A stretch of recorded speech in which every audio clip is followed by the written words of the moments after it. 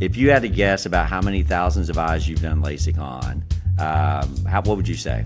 Over 50,000 eyes at this point. Which is great. So over the course of 22 years. Yeah.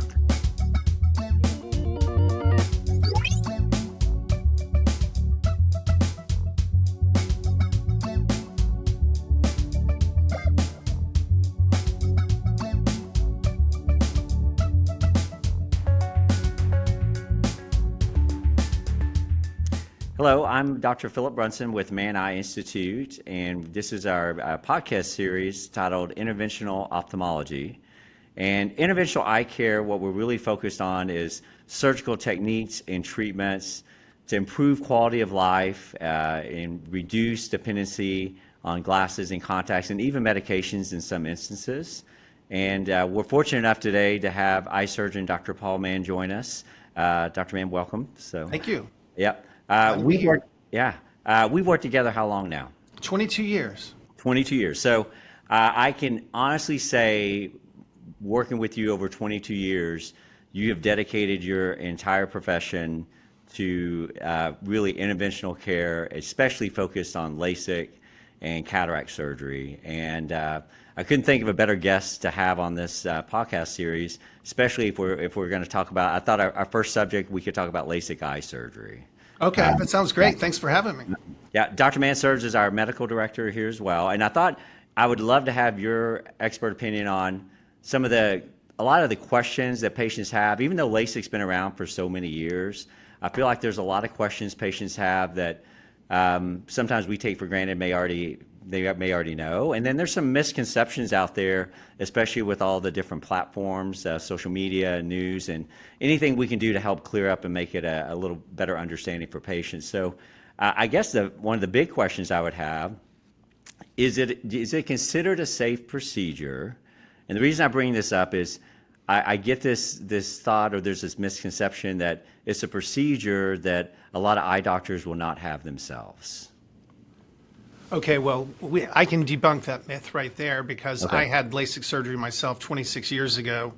And at the time, LASIK had been out for 4 years in the United States. And it was a very safe procedure even back then.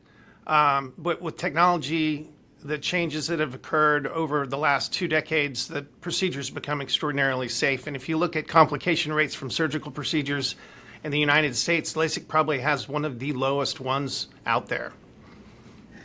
And let me ask you, when you had your LASIK surgery, were you already a practicing physician at the time, or? No, so I had my LASIK surgery a week after I graduated from medical school. So I walked across the stage and got my diploma with glasses. And the next Friday, I had LASIK, and boom, I was off to my internship and residency in Salt Lake City.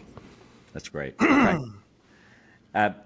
I'll also say one that I don't know if I get this question. You probably already had it this morning from patients when you saw patients.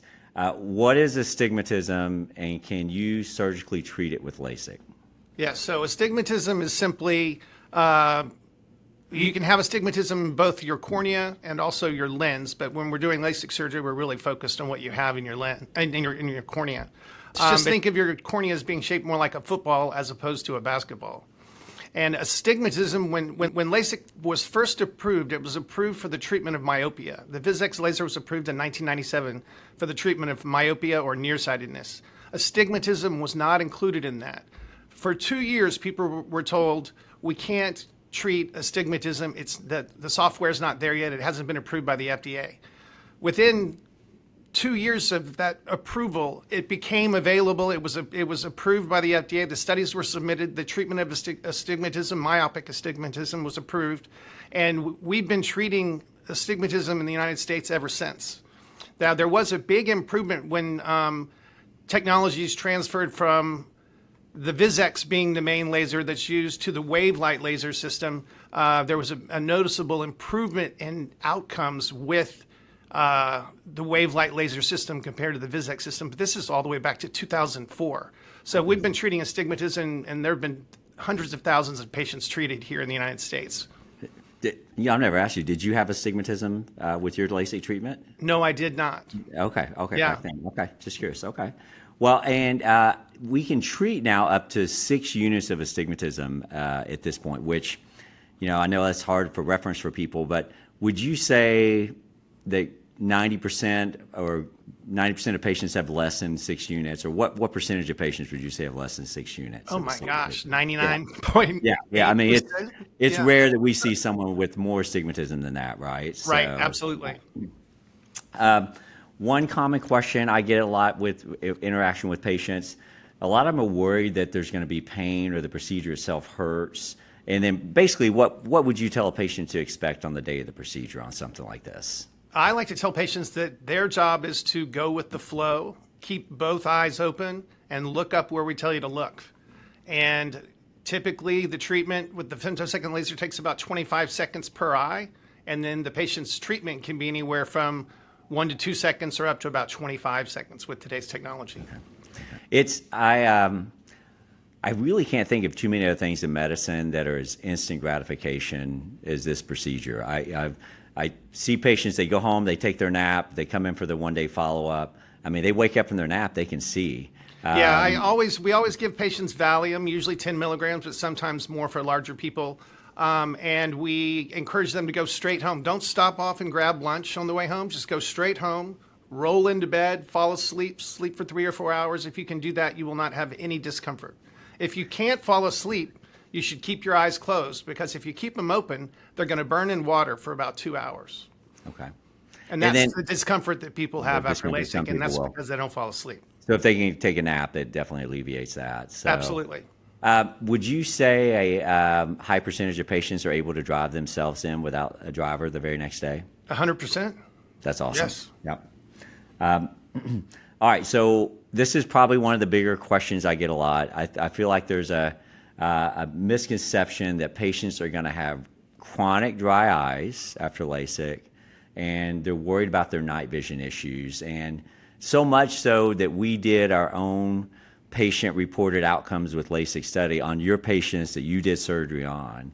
Do you mind kind of telling us what we found out from patients' own point of views? Well, we surveyed patients with a questionnaire used commonly in refractive surgery studies, and we did that preoperatively and then again 3 months postoperatively. And patients, 72% of our patients reported more difficulty with dry eyes with their contact lenses than they did with their postoperative result 3 months after LASIK. 72% felt like they had significantly less dryness after the LASIK. So that's very significant. Absolutely.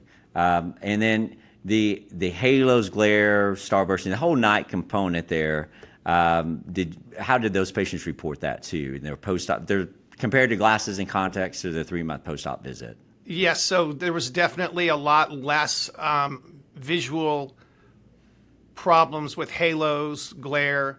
The patients were significantly more pleased with their vision at the 3-month post-op point. Okay. And I typically tell people you are going to have glare and halos, and they're going to go away, and it's going to take about 3 months before they're completely gone.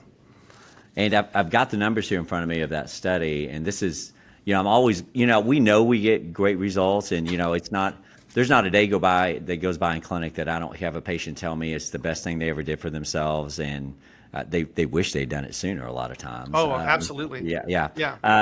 But 81% of eyes were 20/16 or better, so that's a line better than 20/20.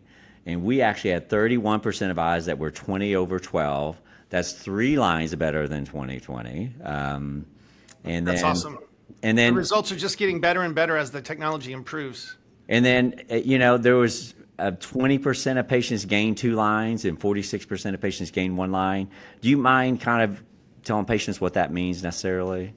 Well, that can be difficult to explain, but essentially, if the lowest you could read on the chart with your glasses or your contacts or the lenses we put in front of your eyes in the exam room, if that is 20/20, the next line beneath that is 20/15. And so what was the number you said? We had about 20% of patients actually gained 2 lines of acuity compared to their glasses and contacts. So they went all the way down to 20/12 and a half. That's great. And then 40% made it all the way to 20/16, where they couldn't read that before with correction. there's always some evolution of this technology. I think that's what keeps it exciting. And any comments on some of the latest technology advances in LASIK? Well, it looks like there's a new platform for the Wavelight laser system. It's called Wavelight Plus, using ray tracing technology to come up with essentially a treatment for each individual eye with thousands of data points. And the results are even better than what our study just found, our topographic guided study. So this new Wavelight is going to be spectacular, and I believe that 100% of patients made it to 20/20 vision, but a very large percentage, 50%, 51%, made it to 20/12 and a half. Which is great. So That's yeah, phenomenal. so the results are going to be even better in the future going forward. Well, if someone's wondering if they're a good candidate for this procedure, or they're just wondering their candidacy, they're not sure, what would you tell that patient to do? Best option for that patient? I think they should come in for a free consultation and let us make maps of their corneas and look at their prescription and make sure they have a healthy eye, and we can evaluate them. And if you're not a good candidate for LASIK, we do not want a bad result. We're not going to do LASIK on you. We're going to turn you down. Well, I don't like doing it, but every week we end up turning someone down. Yeah. Well, I think it's interesting too, because we really have, I mean, obviously this podcast is focused on LASIK, but we really have a whole portfolio of options for patients that, need interventional eye care for one reason or another. So maybe they're not a LASIK candidate, but a candidate for something else like EVO, or they don't have a healthy cornea, and we're going to do something to try to make that cornea healthy. Absolutely, yeah. So we'll point them in the direction that they need to go based on their needs. Well, Dr. Mann, thank you very, very much. I think they're going to put some information up here regarding scheduling a consult in person. We even offer virtual consults as well, which has been really popular just because I know everyone's really busy. But they can give you some more specific information about questions for you. But anyway, Dr. Mann, and just out of curiosity, just one last question. If you had to guess about how many thousands of eyes you've done LASIK on, what would you say? Over 50,000 eyes at this point. Which is great. So over the course of 22 years. Yeah. It's the most rewarding thing I've done in practicing for 22 years, to see patients that you've been able to help eliminate their need for glasses and contacts for years, and they come in and they're just so happy with their vision. So I love seeing them the first day after surgery when they're all smiles. That's great. And then I love seeing them when they come back 10, 15, 20 years later and they're still happy as can be. I appreciate everybody listening. This is our first of several podcasts on interventional eye care. And if you could like, share this, we would very much appreciate it. And we very much appreciate your time watching this series today. Thank you for being our first guest, and we appreciate everybody for your time. Hope you have a great day. Thank you very much.